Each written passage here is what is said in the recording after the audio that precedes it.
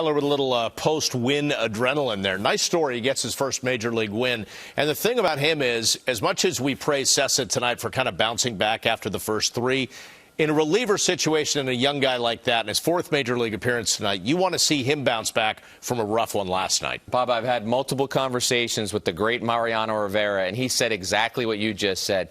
As a reliever, you have to have a short memory. You can't think about what happened last night. For Ben Heller, this was his fourth major league appearance. He had to go out there and try and be aggressive. And as he just said, do the things that have made him successful to this point. This guy's a 22nd round draft pick who has elevated himself now to the point where he's a very promising pitcher. The Yankees have high hopes for him.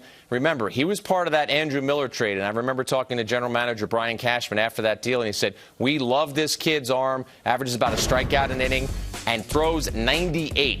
So you see some of the bio on him. You see what he did in the minor leagues this year. Bob, those are some serious numbers. 169 ERA, a 156 batting average against, over a strikeout an inning. The Yankees should be excited about Heller. And let's just remember, he comes over at the trade deadline. You've got Luis Sessa, who started tonight, came over in the Justin Wilson trade. Chad Green will pitch the opener on Friday against Baltimore. These trades have to be successful. They have to work. You have to scout and find the right people. And so far, it seems like the Yankees have. Right, you look at the moves the Yankees made at the deadline, and that was one of the things that Cashman talked about, was how in preparation for knowing that they might make these deals, he had scouts spread out all over looking at other teams' prospects and knowing that if they were going to pull the trigger on a Chapman, a Miller, or a Beltran deal, figure out which players you wanted to get back. And Ben Heller was one of those players that the Yankees targeted. They lost Andrew Miller. That's a huge loss from your bullpen.